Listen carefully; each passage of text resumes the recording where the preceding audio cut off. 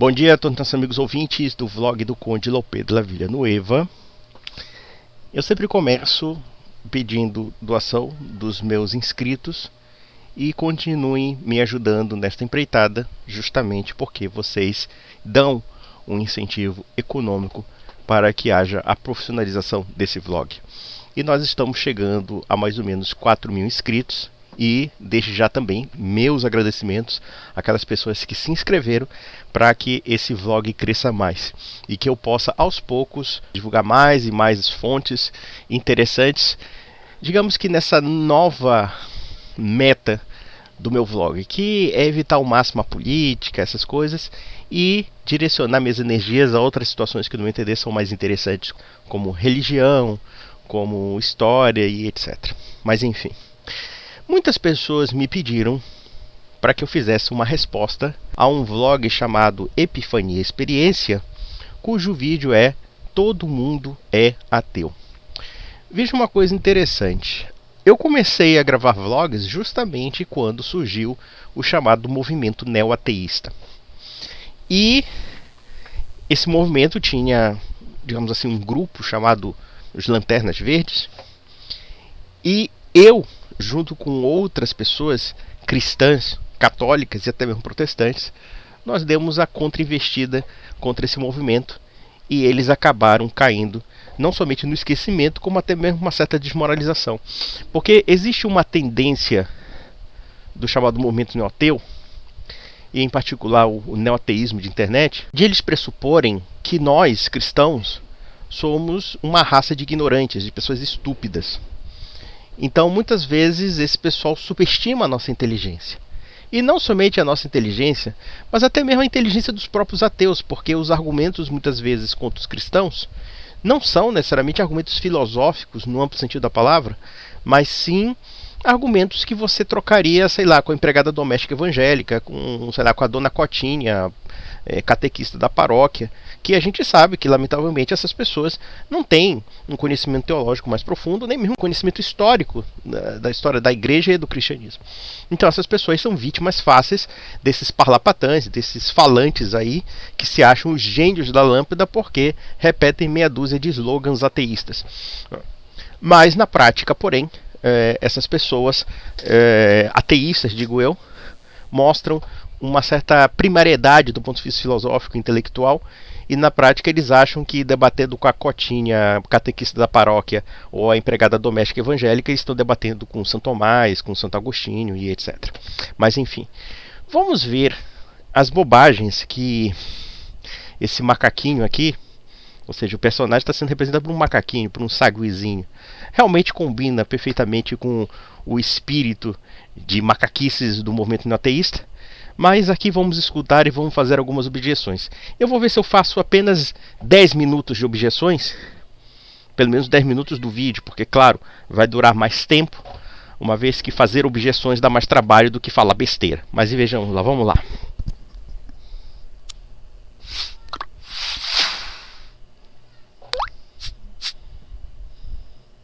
Ok, então, Deus existe? Essa pergunta é muito importante para a filosofia. Não existe. Pelo menos não esse Deus. Esse Deus que você tem em mente quando ouve a palavra Deus. O Deus cristão, criador do universo, intervencionista, todo-poderoso, misericordioso e as suas variantes. Ah tá, ridículo. Achei que ia pelo menos ouvir bons argumentos e até agora só vi lixo. Vai ler a Bíblia. É que o vídeo só tem 30 segundos até agora. Vamos lá. Veja uma coisa interessante. Para ele, Deus não existe porque Deus não existe, simplesmente. É a necessidade do ateu. O ateu, ele não precisa se explicar filosoficamente, ele não precisa abordar certos pontos prós e contras. Simplesmente ele deseja que Deus não exista. Mas é lamentável, porque infelizmente os argumentos ateus não são convincentes e é preciso, como dizia até um título de um livro, é preciso muita fé para ser ateu. Mas vamos lá.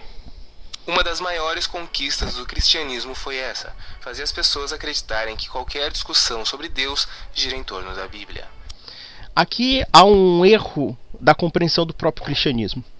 Primeiro porque nós percebemos, isso é um traço típico do movimento neoateísta, atacar o cristianismo como se fosse protestantismo. A pressuposição de que a fé em Deus dependa tão somente da Bíblia, é uma visão da sola Escritura. E, na verdade, a Bíblia é tão somente a revelação de Deus na história. Mas a igreja, ela não se baseia apenas na Bíblia, ela tem também uma tradição oral, e nós temos que entender também que, muito antes até do que um livro sagrado, Deus não é um ser preso a um livro. Na verdade, o livro reflete a manifestação de Deus na revelação. Mas Deus também se revela na própria criação. Quando nós falamos de uma ordem natural e sobrenatural, nós estamos simplesmente definindo algo que existe na realidade concreta. Então não é somente uma visão nominalista, que é essa visão que ele critica, muitas vezes é uma visão protestante, de que Deus existe porque está escrito no livro. É justamente o contrário. Esse escrito é reflexo de algo muito mais profundo e maior, de algo que está inserido na realidade e algo que está inserido na própria história. Porque quando nós falamos da Bíblia Sagrada, nós temos que entender que a Bíblia Sagrada não somente é um livro sagrado, como também é um livro histórico. E não somente um livro histórico, é um livro que comporta inúmeros aspectos que podemos, por exemplo, assim, abordar intelectualmente. Podemos falar da literatura, podemos falar de filosofia, nós podemos falar de sociologia, nós podemos falar de tudo. A Bíblia Sagrada é uma fonte importantíssima do saber do mundo antigo e do pensamento do mundo antigo, e em particular do pensamento judaico do mundo antigo. Se nós ignorarmos isso, nós ignoraremos uma parte da história. Mas a Bíblia Sagrada existe em função de algo muito maior do que propriamente um livro. Porque a Bíblia é reflexo. Ela é sagrada justamente porque ela é reflexo de algo bem maior, mas que está na realidade. E quando falamos das histórias bíblicas, em geral, nós percebemos que os estudos da arqueologia, como os outros demais estudos, muitas vezes comprovam a existência de certos personagens, como também a existência de certos fatos históricos. Então não podemos dizer que a Bíblia é apenas um livro perdido no espaço falando de algo que parece bastante abstrato. Não, é justamente o contrário. E nós católicos, nós não usamos apenas a Bíblia para argumentar os aspectos da revelação. Nós usamos a filosofia, nós usamos a teologia, nós usamos a lógica, nós usamos até mesmo a razão. Então querer delimitar a ideia de que o Deus cristão é válido só porque está na Bíblia, isso aqui é um erro que ele pressupõe que os cristãos acreditem e que na verdade não é assim que os cristãos defendem, ou pelo menos os cristãos católicos. Eu posso falar pelo catolicismo, evidentemente que alguns cristãos protestantes agem dessa maneira dentro da visão errônea da Sagrada Escritura, mas isso é problema de protestante, não é problema meu. A ideia de que existe algum tipo de Deus que explica o desconhecido é bem mais antiga do que a Bíblia e teve um monte de variação depois dela. Evidente. Ninguém está dizendo que a defesa de Deus esteja só inserida na fé cristã. Mas vamos lá. Dizer que a Bíblia é a única fonte de conhecimento sobre a existência de Deus só porque ela fala extensivamente sobre um Deus, quando se sabe que outros milhares de livros falam extensivamente sobre outros deuses, é o que a gente chama de falácia de apelo à autoridade. Veja uma coisa interessante. Primeiramente, ele parte da pressuposição de que nós somos protestantes, de que colocamos a Bíblia como uma autoridade per se, sem a obrigatoriedade de justificar. Segundo ponto, quando esse pessoal fala dos deuses, eles partem também de uma pressuposição que é falsa, de que a cosmovisão cristã fosse a mesma que a cosmovisão judaica, fosse a mesma que a cosmovisão islâmica, fosse a mesma que a cosmovisão, por exemplo, de um homem que vive na Índia, ou então alguém que segue, por exemplo, os ensinamentos budistas, etc. Mas nós vamos perceber que existem diferenças radicais na forma como se encara esse conceito chamado divindade.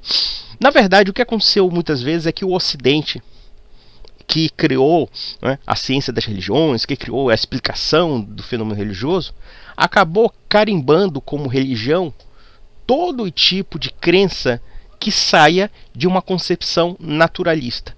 Então, logo, esse pessoal acha que, por exemplo, acreditar nos chamados deuses hindus, se é que podemos dizer assim, ou nas entidades demiúrgicas do hinduísmo, e olha que a palavra hinduísmo mesmo não existe no mundo hindu, não existe uma palavra chamada hinduísmo, isso é uma criação ocidental, né? Ou então mesmo o budismo, né? O ismo, que é uma coisa ocidental para você encaixar, né, numa uma perspectiva de compreensão dentro dos olhares ocidentais, que não é a mesma coisa. Então, quando a gente faz esse tipo de paralelismo, nós não estamos entendendo uma coisa muito básica. Explicar a cosmovisão cristã é muito distinta de explicar também a cosmovisão religiosa desses povos.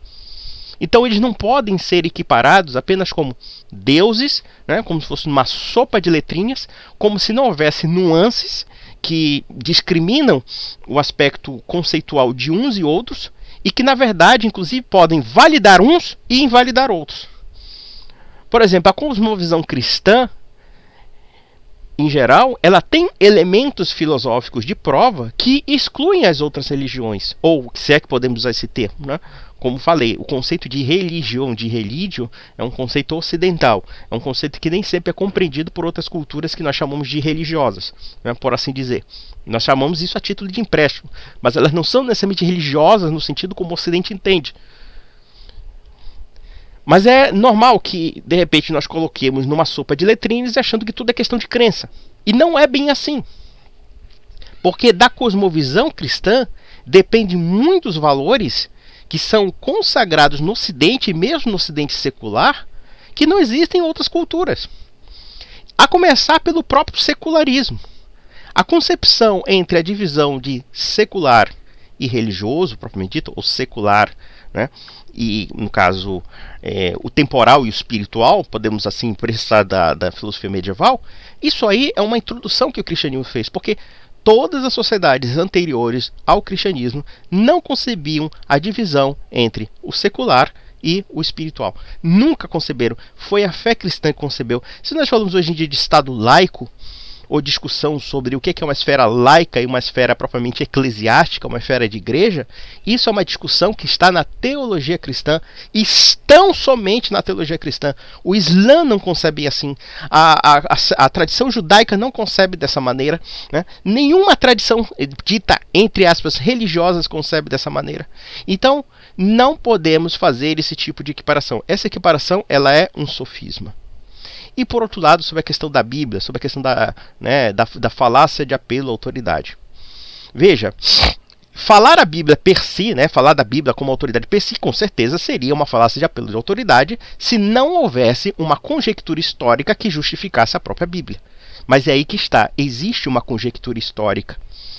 Uma conjectura histórica real, concreta, que distingue inclusive das outras tradições, por assim dizer, espirituais de outros povos.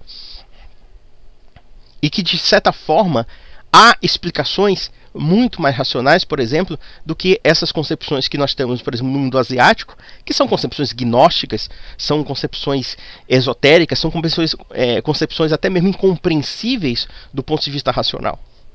Então, querer colocar tudo numa sopa de letrinhas e dizer tudo é crença, isso é uma artimanha que, na verdade, empobrece a compreensão das religiões, se é que podemos dizer esse termo, mas pelo menos da religião cristã, como também uma tentativa de anular a possibilidade, sem debater, a respeito do aspecto sobrenatural que só o cristianismo de fato introduz. Porque aqui o debate está dentro de uma conjectura cristã ou anticristã. E é só isso. Mas vamos lá.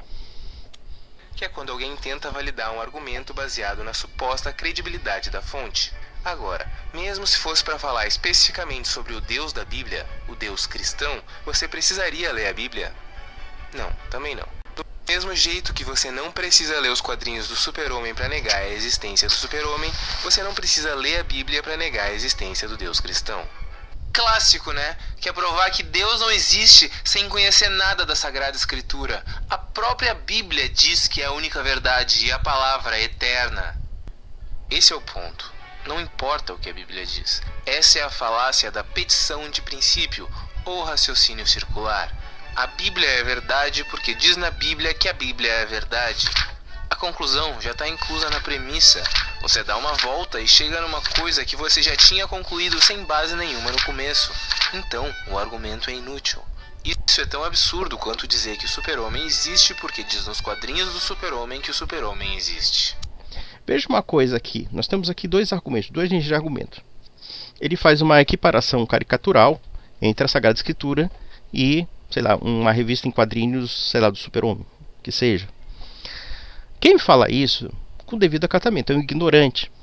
Por quê? Porque não conhece o peso da Sagrada Escritura na história do Ocidente, na história da cultura pela qual nós vivemos, com uma revista em quadrinhos. Não existe equivalência moral, não existe equivalência histórica, não existe equivalência de sabedoria, equivalência epistemológica e sociológica, enfim, de todos os matizes que podemos imaginar entre a Sagrada Escritura e uma revista em quadrinhos. Isso aí é uma tentativa de transformar a Bíblia numa caricatura. Mas isso é típico da sina de certos neo-ateus de internet. Eles são ignorantes da história. Porque a Sagrada Escritura tem um alcance no imaginário do Ocidente tão profundo que começa desde ser expressões idiomáticas até mesmo na literatura. Você tem dentro da literatura ocidental, eu poderia citar Shakespeare, eu poderia citar Cervantes, Dante Alighieri, enfim, qualquer autor que você conheça, que nós podemos dizer que é clássico da literatura ocidental, que são inspirados na Sagrada Escritura. Quantas coisas você pode reconhecer, por exemplo, em Eclesiastes, nas palavras de Shakespeare? Quantas outras imagens simbólicas você pode reconhecer em outras obras de literatura ocidental? Isso é apenas o mínimo. Isso porque eu não estou falando da filosofia cristã ou da filosofia ocidental. Isso porque eu não estou falando, como eu falei agora, do conceito da laicidade, que esse pessoal tanto invoca, que é uma criação dentro da disputa teológica do mundo medieval, dos papéis que havia da igreja e do chamado império, que podia ser representado pelos reis, pelos monarcas, ou até mesmo pelas autoridades públicas em geral daquele momento, que eram autoridades seculares. Ou seja, a dessacralização do poder secular, ou do poder propriamente dito civil, isso é uma invenção cristã. Isso não existia no Império Romano. O Império Romano, você tinha um imperador que também era um sacerdote, que poderia ser até mesmo uma figura divinizada. Então existem inúmeras questões aqui que invocam o fato de que querer reduzir a Bíblia a um livro fantasioso, um livro infantil, não aborda a questão da importância que este livro tem na história do Ocidente. E vamos mais além. A Sagrada Escritura é um livro de história, não é um livro de história. Vários personagens bíblicos existiram. Isso é provado pela arqueologia. Você pode até considerar se aqueles milagres aconteceram, se as manifestações de Deus aconteceram, né? Digamos, Moisés passando no Mar Vermelho e Deus abriu, né? Ajudou o povo hebreu a ir para a Terra Prometida. Sim, você pode até questionar isso, mas você não pode questionar a existência desses personagens. Esses personagens de fato existiram. O próprio Jesus Cristo existiu.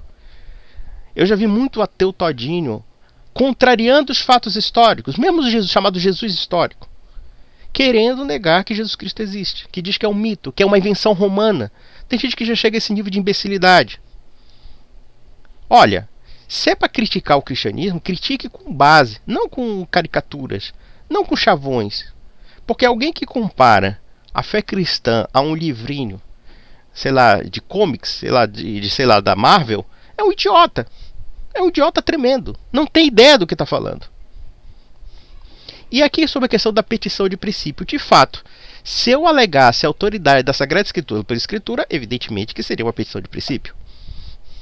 Só que é o seguinte: a Sagrada Escritura tem autoridade porque existe um testemunho histórico que afirma isso.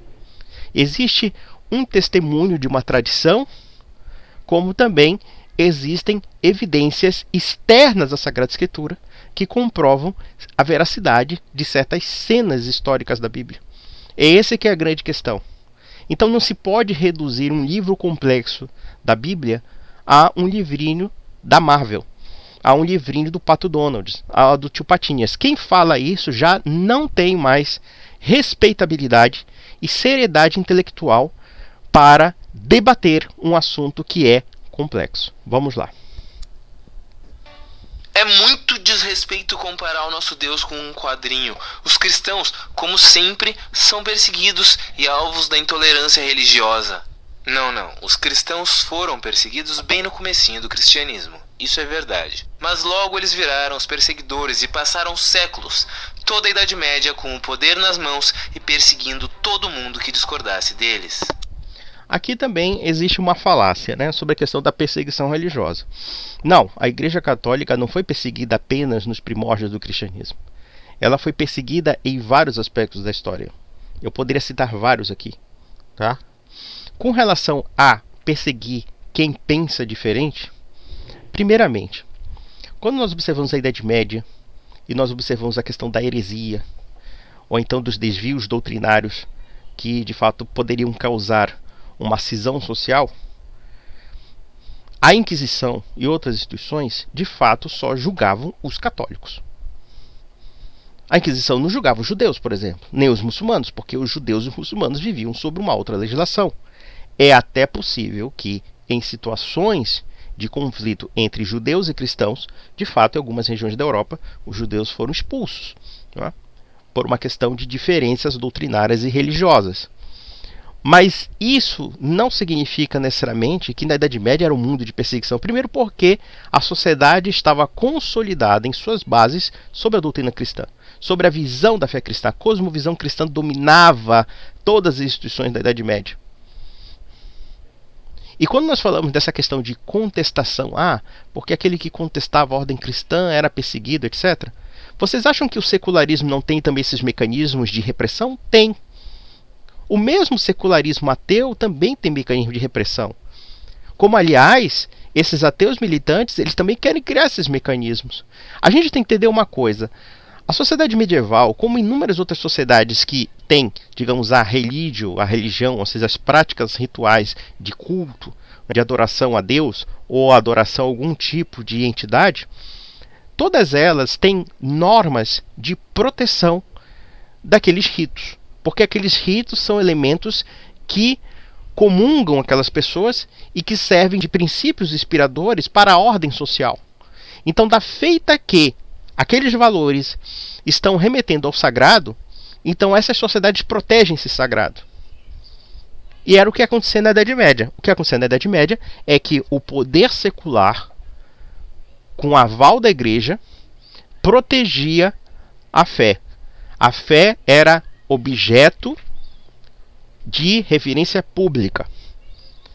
Como, aliás, a fé era uma questão, não é, de ordem social também. Não é? Era uma questão de inspirar não somente todos os valores da vida social, como também esses valores eram protegidos pelas instituições que comungavam desses valores.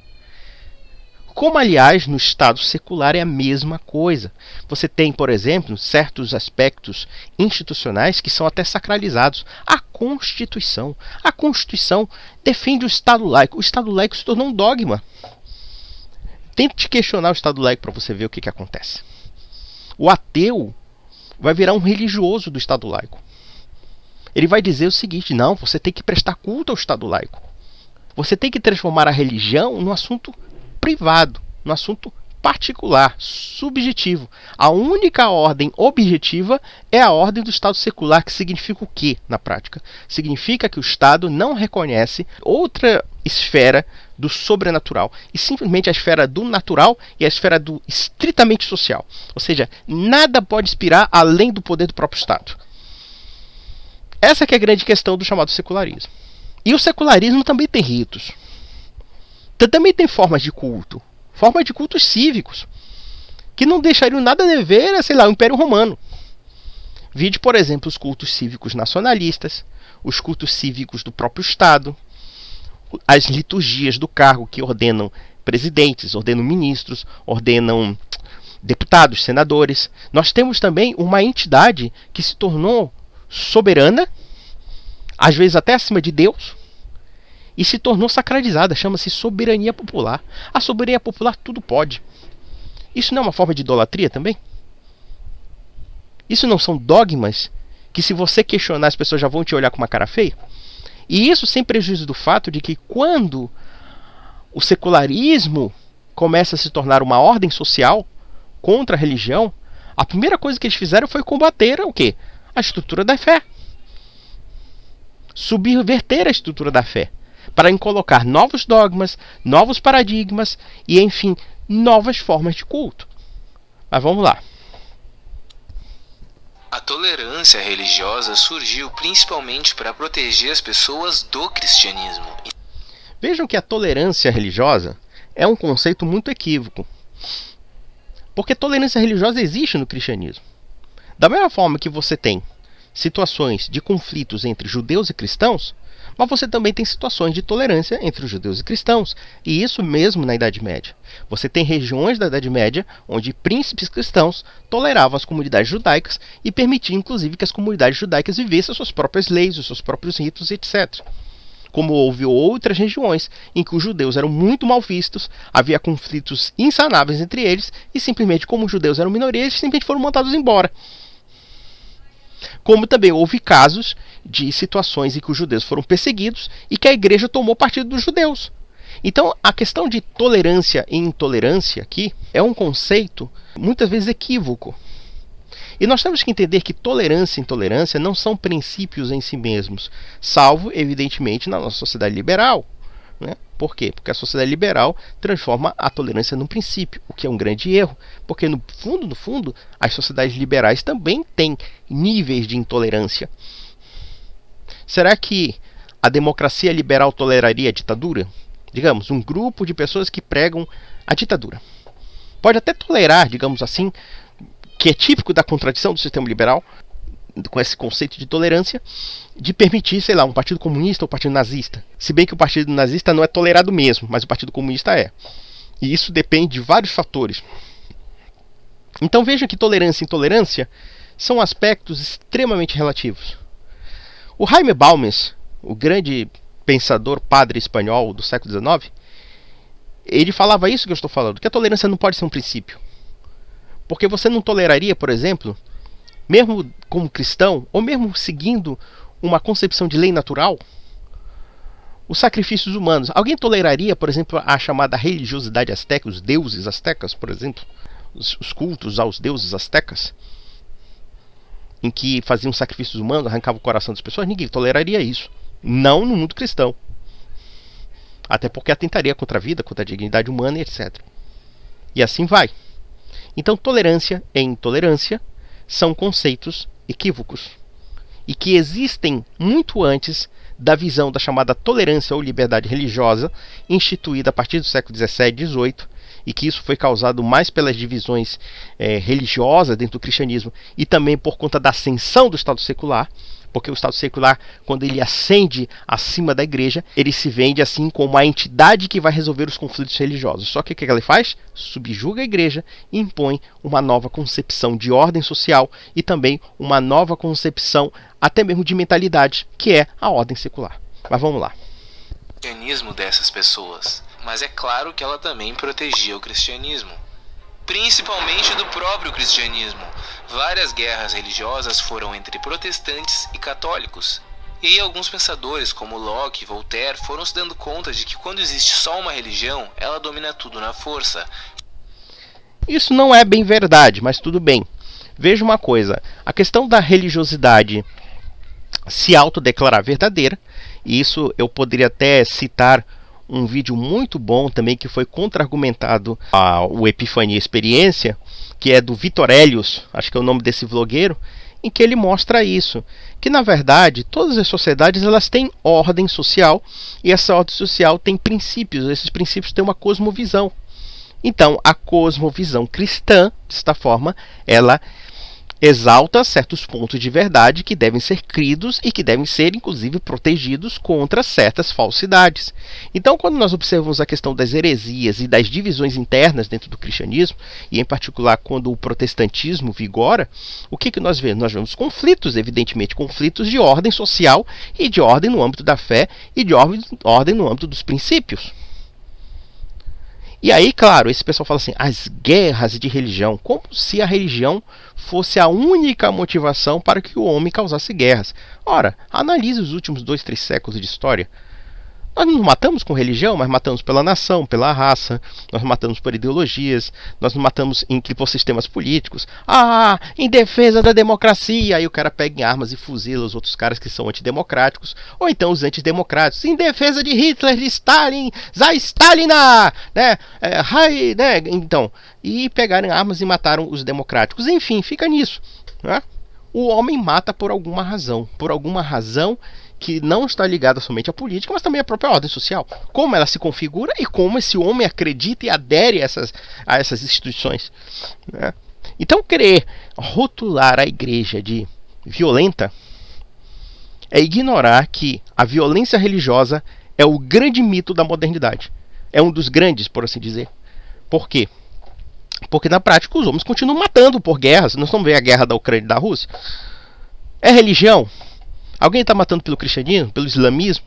Não, ninguém está matando. Está matando simplesmente por questões geopolíticas, por questões ideológicas, por questões nacionais e assim sucessivamente. Ou seja, podemos dizer que a nação, em alguns aspectos, até substituiu a religião. E deva-se a esses ateus todinhos do Estado laico. Mas enfim.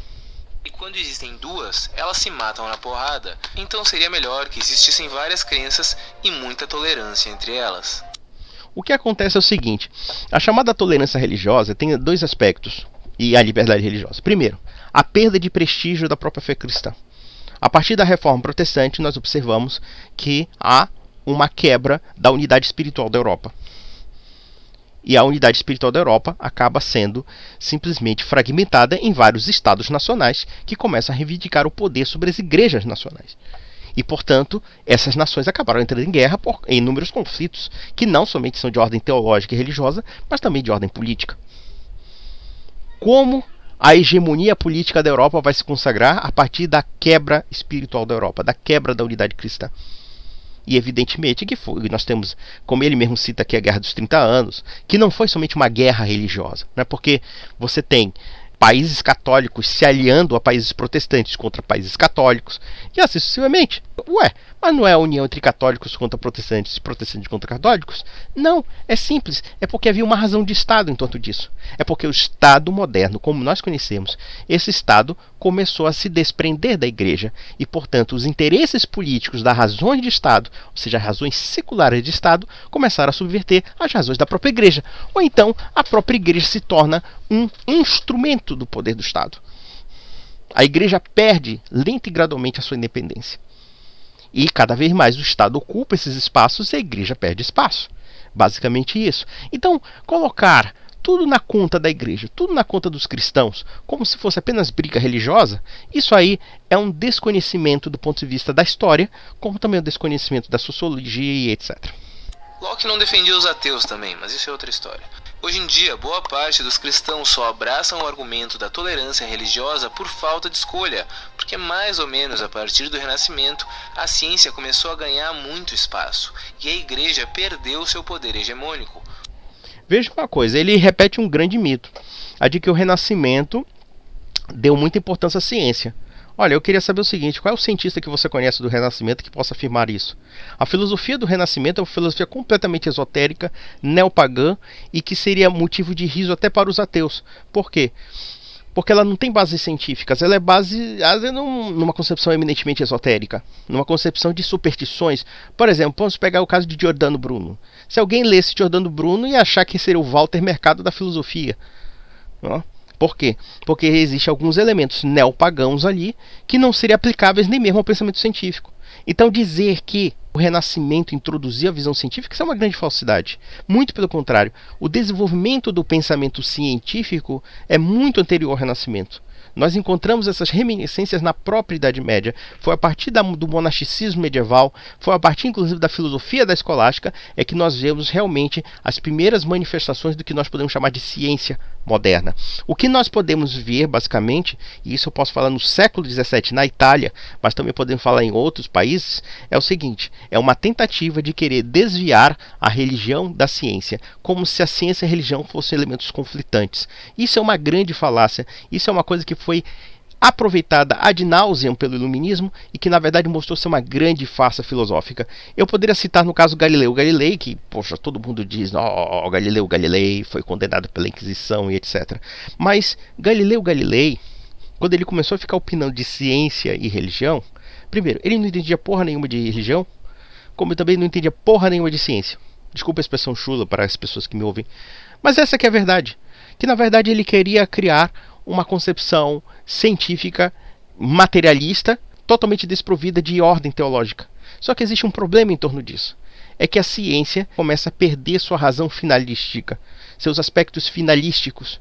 Ou seja, a ciência acaba se tornando um método sem princípio, simplesmente um método eminentemente descritivo, mas ao mesmo tempo, paradoxalmente, esse método que não tem princípio, esse pessoal quer transformar isso como um princípio. É por isso que você tem essa ideologia, porque isso é uma ideologia, isso não é método científico, isso é uma ideologia, se chama cientificismo.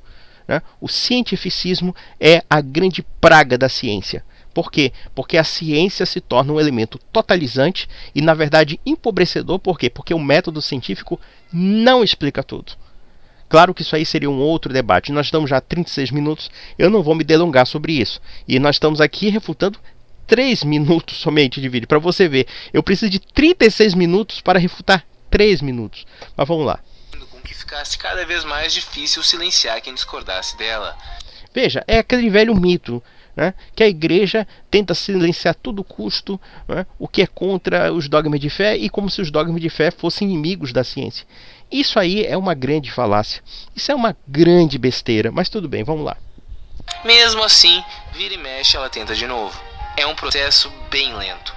O cristianismo ainda é a maior religião do mundo, sendo no Brasil em primeiro lugar os católicos e em segundo lugar os evangélicos, que é uma vertente do protestantismo.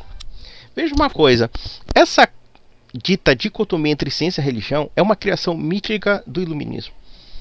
Ou seja, que está ligado a um tipo de racionalismo que remonta a Descartes e depois remonta a Kant, que foi extremamente destrutivo para o Ocidente. E por quê? Porque esse racionalismo iluminista, ele é um racionalismo idealista. Ele parte do pressuposto, e eu estou fazendo uma simplificação grosseira, evidentemente. Claro que filósofos como René Descartes e Kant são extremamente complexos de entender, mas fazendo um certo embasamento, a filosofia da razão iluminista parte do postulado de que a razão pode remodelar a realidade. Veja que isso diferencia muito do pensamento medieval, do pensamento escolástico, porque a razão ela é considerada um instrumento de entendimento da realidade a partir da conexão causal dos fatores e dos fenômenos, né? A razão não remodela a realidade, a razão compreende, né? É a adequação, né? É a adequação do intelecto ao objeto. Na concepção racionalista e iluminista, que daí surgem as ideologias, porque as ideologias elas se tornam verdadeiros aquilo que os alemães chamam de Weltanschauung, que é visão de mundo, que vem o nazismo, comunismo, fascismo, liberalismo, etc. Que é o quê? Que na verdade a mente humana remodela a realidade pela razão. Quer dizer, é quase como se o homem fosse um demiurgo da criação da realidade, né? Que é uma coisa completamente absurda. Mas toda essa patacoada que se criou de que a igreja sempre foi contra a ciência e não sei o que e tudo, quer dizer, não sobrevive a uma análise dos fatos históricos. Quem foi que criou as universidades medievais? Quem foram os primeiros cientistas? Mesmo na época de Galileu Galilei, que todo mundo exalta como grande coisa, Galileu Galilei é um grande cientista, mas era uma besta como filósofo, tá? O Galileu Galilei cometeu erros científicos extremamente graves. E olha que ele não estava lidando com um bando de pé da merda, desculpa a expressão, né? Ele estava lidando com os jesuítas, que eram, na época, os maiores astrônomos da Europa. Quando se há discussão sobre a teoria geocêntrica ou heliocêntrica, a primeira coisa que os jesuítas queriam que ele comprovasse era o seguinte: tá, me mostra os cálculos matemáticos, me mostra as evidências científicas de que realmente não é a Terra, mas o Sol que tenha a centralidade. E aqui temos até uma discussão se a centralidade do sistema solar, a centralidade do universo. Havia inúmeras confusões teóricas em torno disso. E Galileu Galilei não apresentou prova científica disso. Foi por isso que a teoria heliocêntrica foi condenada. Ela foi condenada por causa de uma tradição científica. Ora, se você tem uma tradição científica anterior e você tem novas evidências que não provam a falsidade dessa teoria científica anterior, então por que você vai modificar aquilo? E quando nós falamos da questão da teologia, existe um campo mais abrangente aí que muitas vezes um cientista não entende. E que nós temos que entender que aquela sociedade, aqueles conceitos da religião, aqueles conceitos que estavam entranhados na cultura, era um elemento também da ordem social. Então tudo envolvia ali. Não era um procedimento simples de achar, olha, agora nós não acreditamos mais em nada, vamos virar uns nihilistas de ocasião e pronto, acabou. Não, não é assim. Não é assim. Não é assim que você demole todo um sistema de uma forma tão absurda.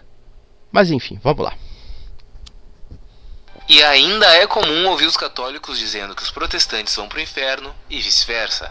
O cristianismo é intolerante na sua essência. Ou qual é a diferença entre alguém que diz que ser gay é imoral e alguém que diz que ser gay é imoral porque está na Bíblia? Veja que esse cara, ele faz algumas conexões que no meu entender são bastante disparatadas. Uma hora ele diz que o cristianismo é intolerante na essência. Porque veja, quando nós falamos de tolerância aqui, nós estamos falando de quê? De um tipo de conduta que você quer transformar como um princípio. Evidentemente que o cristianismo é intolerante a certas coisas, mas pode ser tolerante a outras. Ninguém vai negar que a religião cristã seja tolerante com os pecadores. Ela é, até certo ponto, né? Dentro de certos princípios você pode ser tolerante àquelas pessoas, pelas fraquezas daquelas pessoas, etc. Né? Em que ponto você é tolerante e em que ponto você é intolerante? E desde quando alegar que o cristianismo é intolerante necessariamente transforma os ateus tolerantes? Muito pelo contrário, em 2 séculos de história o ateísmo foi absolutamente intolerante à religião e na verdade eles só não conseguiram extirpar a religião pela violência porque a resistência social foi muito profunda. Quer dizer, o ateísmo militante, o secularismo militante, o liberalismo militante que introduz o Estado laico, que começa a ocupar os espaços outrora da igreja, estatizando esses espaços que até então eram da tradição cristã, a igreja, a paróquia, a comunidade, enfim, né, a família. Então você vê que existe um procedimento de completa estatização e usurpação dos espaços até então que eram cristãos. Isso não pode ser também considerado um ato de violência e um ato de intolerância? Com certeza. Ou melhor, a tolerância aí, no caso, é uma tolerância como uma concessão para que você haja de uma forma mais sutil e você enfraquecer sutilmente o cristianismo. E foi o que de fato aconteceu. Hoje em dia a nossa sociedade é uma sociedade pós-cristã, é uma sociedade já que não pode se dizer cristã. E como é que foi isso feito? Foi, que coisa linda, agora de hora para outra nós estamos livres do cristianismo. Claro que não. Foi o seguinte, foram séculos de violência, séculos de calúnias, séculos de difamações, como também séculos de destruição cultural do cristianismo. Uma tentativa de destruir o cristianismo, quando não é confrontado, mas você tenta enfraquecer as resistências sociais através da cultura, através da educação, através da mídia, através de vários expedientes. Então não foi uma coisa espontânea assim. Mas vamos lá. E aí ele fala aqui, né? Que é uma coisa absurda, intolerância, ser gay é imoral e ser gay é imoral porque está na Bíblia. Não. A homossexualidade é imoral não somente porque está na Bíblia. A homossexualidade é imoral porque ela quebra um elemento da natureza, da ontologia humana, que é a sexualidade. Porque ela é um desvio da finalidade do sexo, que é a procriação e a criação da família. Basicamente isso. Existem tantos argumentos lógicos e racionais para dizer que o homossexualismo tem aspectos de moralidade, como também tem aspectos biológicos contraproducentes. Porque se partíssemos até mesmo de uma visão evolucionista, como esse pessoal adora alardear, a gente poderia simplesmente afirmar, por exemplo, que a homossexualidade quebra a ordem da evolução natural das espécies. Por quê? Porque ela é um comportamento que nega a perpetuação da espécie. Basicamente isso.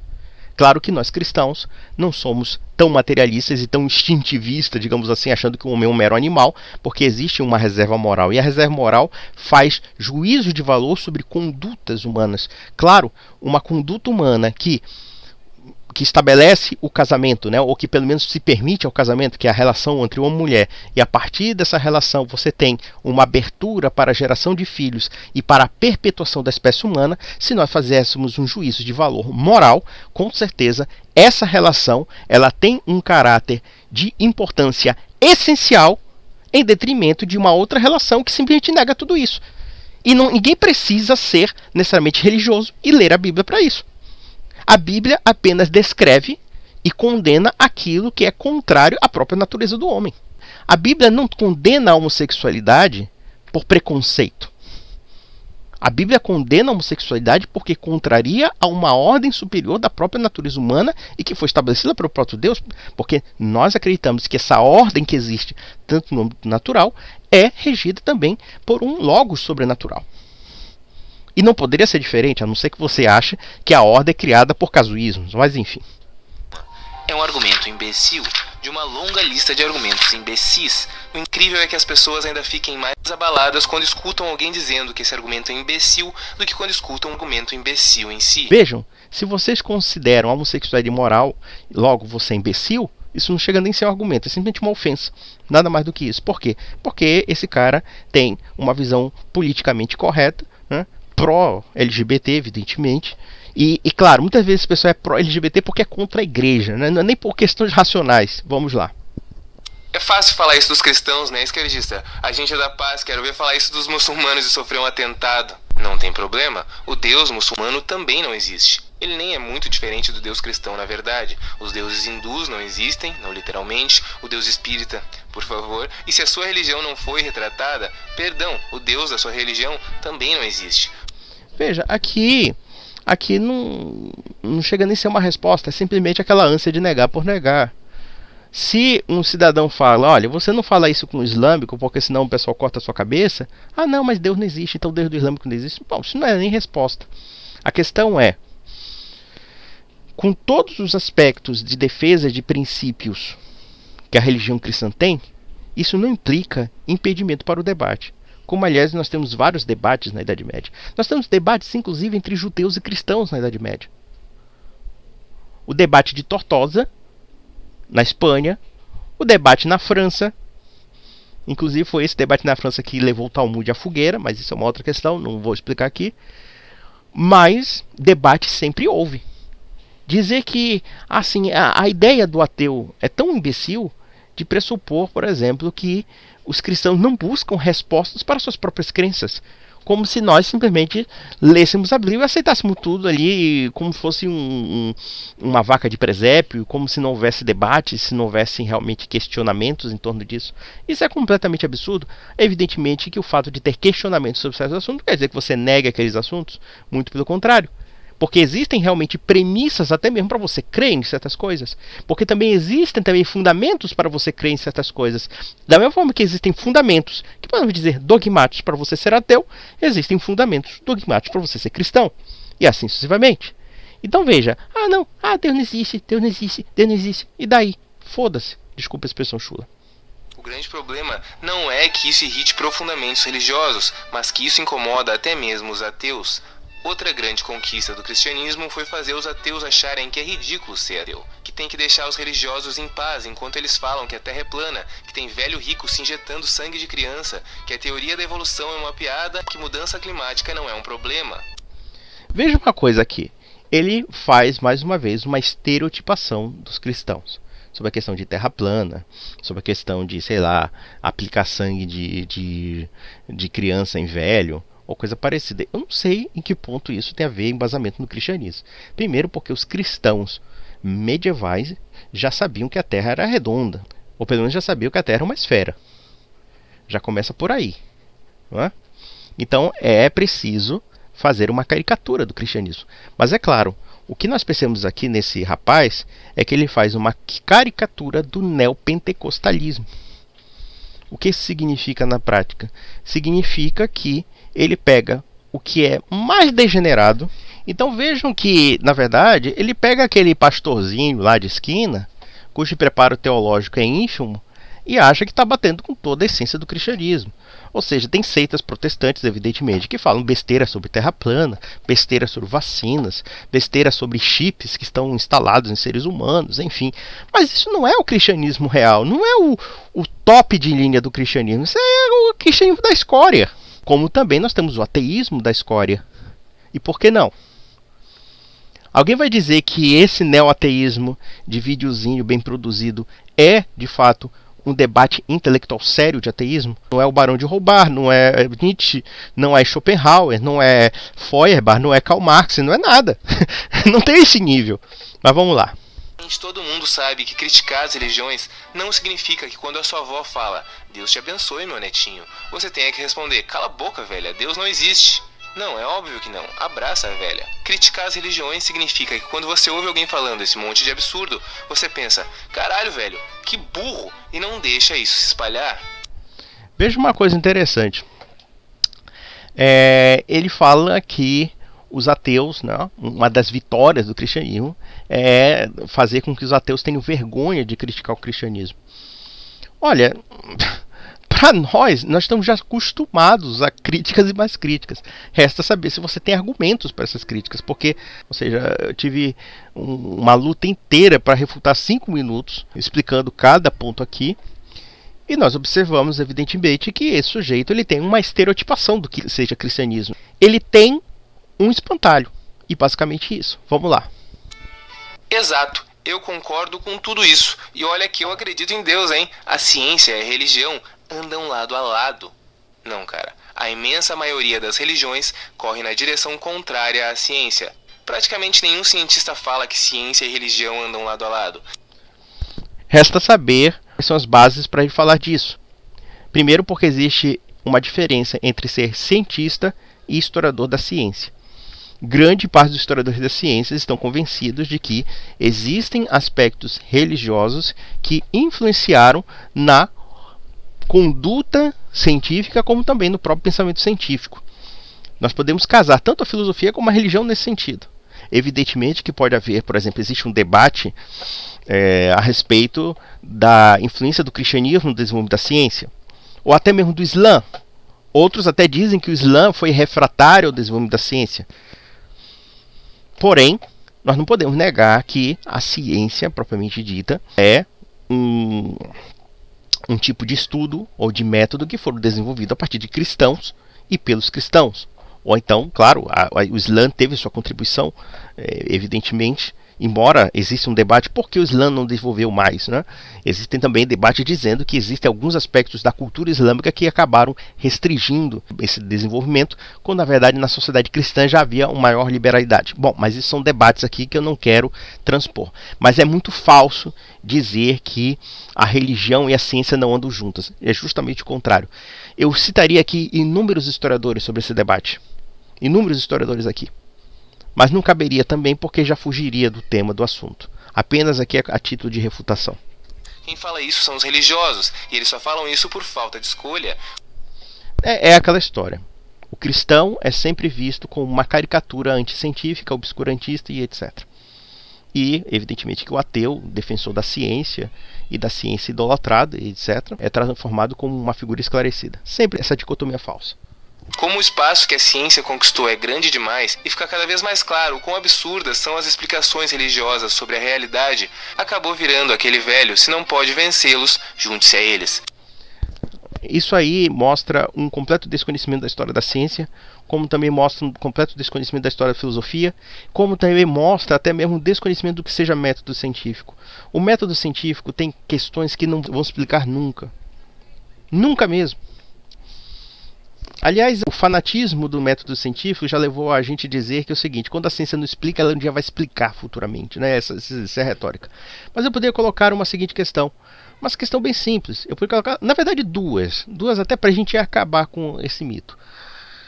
Ninguém vai negar que o campo de concentração de Auschwitz foi um experimento científico. Ninguém vai negar isso. Quando alguém desenhou aqueles vagões levando judeus, mas não só judeus, tinham poloneses, tinham, enfim, húngaros, russos e até mesmo ciganos, enfim. Quando eles foram deportados para os campos e depois se chegava lá e se fazia uma depuração, olha, Por um lado, você vai para a câmara de gás, por outro lado, você vai trabalhar forçado que nem um escravo até morrer de fome. E aqueles indivíduos, coitados, eram colocados em câmaras de gás, gaseados, mortos, e depois os seus corpos eram colocados nos fornos crematórios. Aquilo ali é toda uma técnica científica sendo aplicada na matança de seres humanos. E mais ainda, ninguém vai negar também que é ciência o fato de alguém colocar Zyklon B. Zyklon B era o quê? Era o veneno que matava os judeus, porque era um granulado de cor azulada que era jogada e quando ela era solta no ar, ela liberava um gás. E esse gaseamento, através de um veneno para matar bicho, para matar inseto, acabava matando aqueles seres humanos. Isso aí é expediente científico. Agora uma pergunta aqui que não quer calar. Qual o juízo de valor um expediente científico pode fazer sobre essa prática assassina? Resposta: nenhum. Se a gente analisar quais são os critérios morais e éticos para o método científico não tem capacidade de julgar isso. Simplesmente ele realiza certas técnicas que podem ser aplicadas na natureza para matar pessoas, milhões de pessoas, ou então uma bomba atômica. Ninguém vai negar que a ciência, o método científico, criou uma bomba atômica. E matou praticamente 200 mil pessoas. Pelo menos, acho que mais ou menos 100 mil pessoas em Hiroshima e 80 mil pessoas em Nagasaki. Em poucos segundos, explodiu aquela porra, matou aquele pessoal. Aí eu pergunto, quais são os critérios científicos que vocês podem explicar a moralidade ou não da bomba atômica? Ou a moralidade ou não de Auschwitz? Com certeza você não vai explicar cientificamente. O que você pode explicar cientificamente é como matar pessoas. Isso é possível, né? Então, quer dizer, a ciência não explica uma coisa tão básica como essa. Isso porque eu não estou falando da política, isso porque eu não estou falando da estética, isso porque eu não estou falando da questão da consciência, isso porque eu não estou falando de outros aspectos. E aqui nós temos também a questão religiosa. A questão religiosa pode explicar certas coisas que a ciência não explica. E eu posso ser mais ousado, a religião cristã, diga-se passagem, explica coisas que a ciência não explica. Então, a gente não coloca essa dicotomia que eles estão falando, olha, ou é ciência ou é religião. É assim que o ateu fala. Mas isso é falso, isso é um paradigma completamente falso.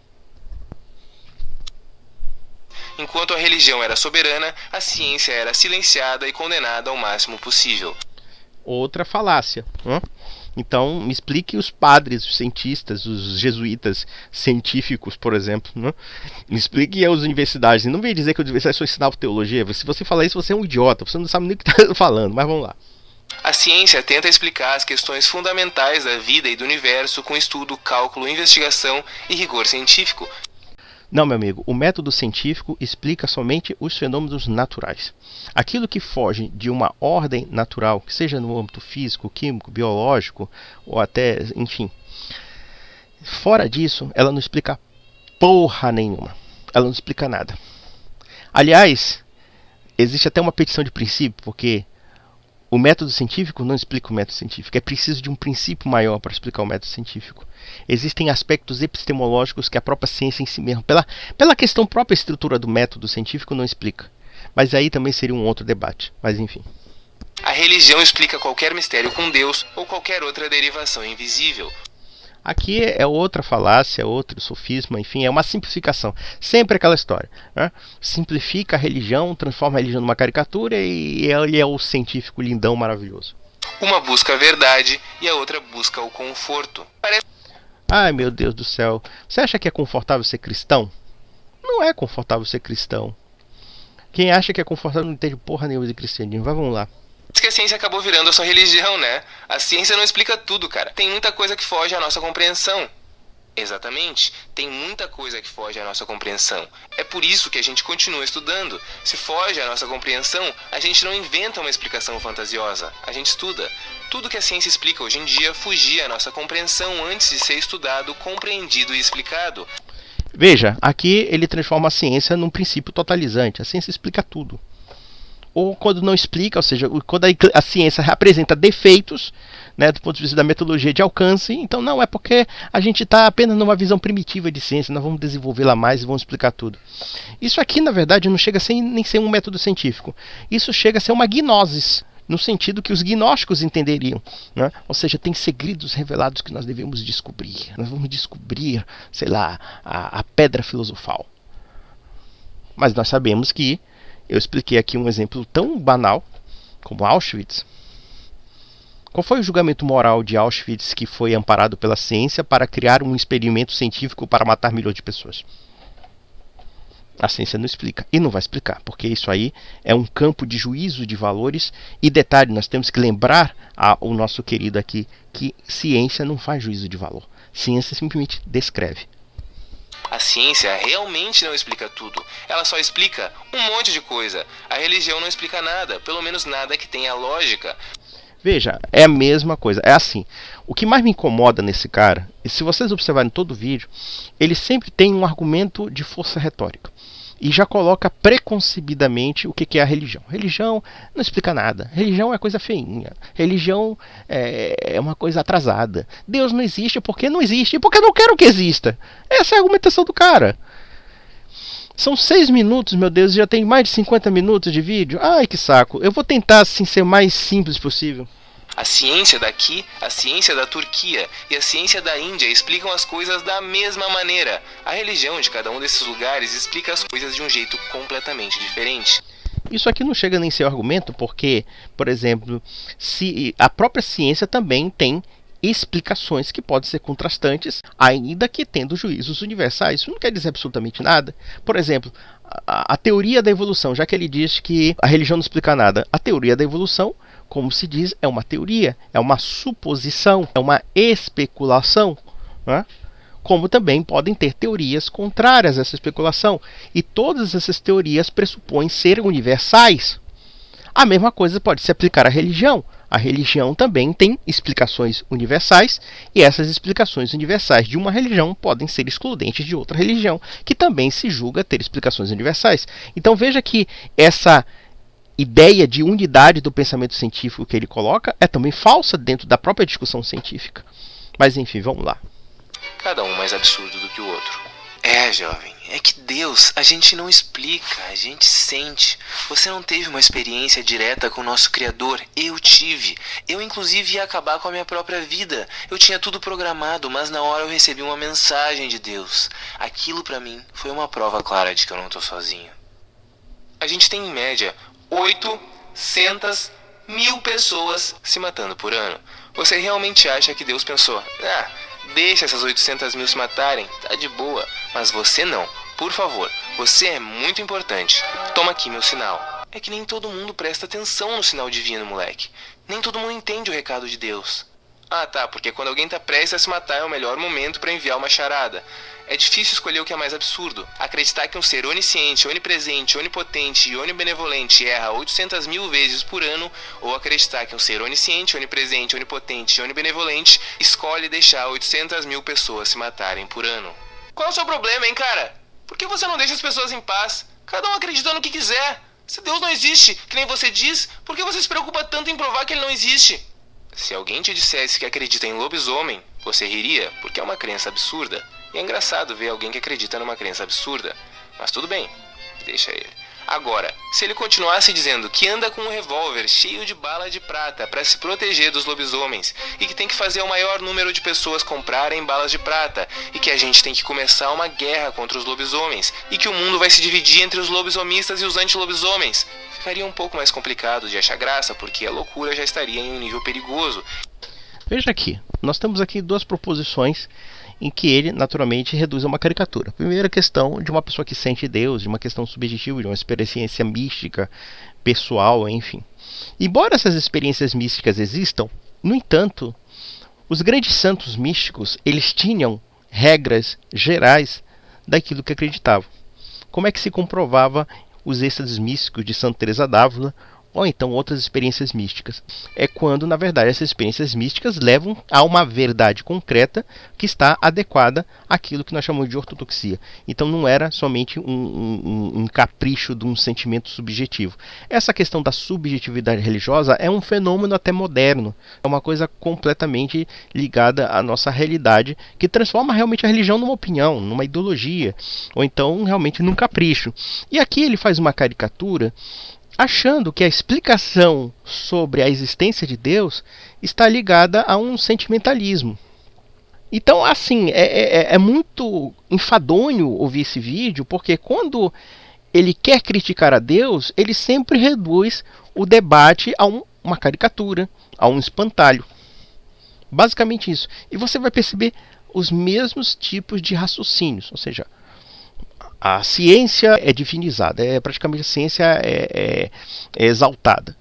E por outro lado, você tem a religiosidade sendo estigmatizada, caricaturizada. Ou então a questão do suicídio, aqui que ele fala, ou então, por exemplo, com relação a ele comparar a religião cristã a uma seita dos lobisomens, que acredita em lobisomens. Quer dizer, é uma redútil ao absurdo, né? Uma redução. Isso é uma falta de compreensão do que seja a religião. E é claro, quando você odeia alguma coisa, você precisa demonizá-la, evidentemente. Deixa eu ver aqui. E ninguém que é um louco carregando um revólver cheio de bala de prata por perto. Tem uma grande diferença entre respeitar uma crença absurda e deixar que essas crenças absurdas interfiram no nosso mundo. O que impede, por exemplo, que o cientificismo seja uma ideia absurda? O que impede? Porque se a ciência é glamorizada nesse sentido, como um princípio e não como um meio, então por que nós temos que condenar Auschwitz? Não foi a perfeição da ciência, mesmo que seja para matar? Quem idealizou um campo de concentração realmente é um experto científico. Quem idealizou a bomba atômica é um experto científico. É o que a ciência pode oferecer. A ciência pode oferecer destruição. A ciência pode oferecer várias coisas. Mas a ciência não pode oferecer uma resposta moral sobre o que ela mesma atua. Porque a esfera do ato científico está na ação humana. E a ação humana vai buscar juízos de valor que vão muito além do próprio método científico. Não existe um método científico que explique que uma coisa é boa ou má, porque isso não pertence à esfera da explicação científica e o objeto da ciência. Alguém vai dizer, não, mas nós acreditamos que existe um bem ou um mal por uma questão de sobrevivência, por uma questão apenas de instinto de autopreservação. Sempre esses argumentos materialistas bem capciosos. Tá bom, mas e o suicida, já que você tocou no suicida? O que faz, o que vai convencer um suicida de não se matar? O que vai convencer um suicida de não se matar, já que o conceito de bem e mal é apenas um instinto de sobrevivência? Então ele não tem esse instinto de sobrevivência. Então pronto. Então pode ser que se matar seja um bem para o suicida, para a psicologia do suicida. Aqui nós vamos ter um reduction absurdo, escatológico, porque a ideologia materialista e cientificista leva a isso. Por quê? Porque ela esteriliza o debate. Ela acaba criando a visão complexa do ser humano a um reduction do método científico. Ou seja, o que não passa pelo crivo do método científico, logo não existe. Ou aquilo que não é explicado pelo método científico, eles tentam podar a complexidade disso, fazendo argumentos simplistas como esse, de que bem e mal é só uma questão de instinto. Então vejam as coisas absurdas que esse pessoal prega. Então, meus amigos, são 8 minutos e 41. Tem outras coisas que ele fala, que todo mundo é ateu perante um Deus diferente, esse tipo de coisa, essas baboseiras. Parece aquela coisa de alguém validar o ateísmo dizendo, olha, todo mundo nasce ateu. Aí uma vez um cara me falou, isso é verdade, todo mundo nasce ateu, como também nasce não sabendo matemática, não sabendo física, não sabendo química, né? Não sabendo português direito, não sabendo falar. Ou seja, o ateu mesmo, se ele serve como modelo, seria o quê? Uma criança recém-nascida, né? De inteligência. Evidentemente que as crianças recém-nascidas elas têm certas limitações pela falta de desenvolvimento, né? Elas precisam de um desenvolvimento físico, um desenvolvimento intelectual, isso demanda tempo, mas é o que vai chegar. Evidentemente que se alguém acha que eu sou ateu perante os outros deuses, sim, porque os outros deuses são falsos. Mas se eu sou crente no verdadeiro Deus, então logo eu sou crente. Então acabou. Besteira, bobagem sobre bobagem. É coisa de adolescente. Eu fico perguntando, né, porque ele fala da vovozinha dele, Deus te abençoe e tudo mais. Cara, eu queria saber o seguinte, será que a vovozinha dele sabe disso? Ele disse, poxa, meu neto, você tá passando mal vexame. Mas em suma, meus amigos, eu não vou delongar muito tempo com esse vídeo. É muita besteira, é muita bobagem. Eu acho que esses 8 minutos, que me custaram mais de 1 hora de vídeo, já estão de bom tamanho. Então, um grande abraço.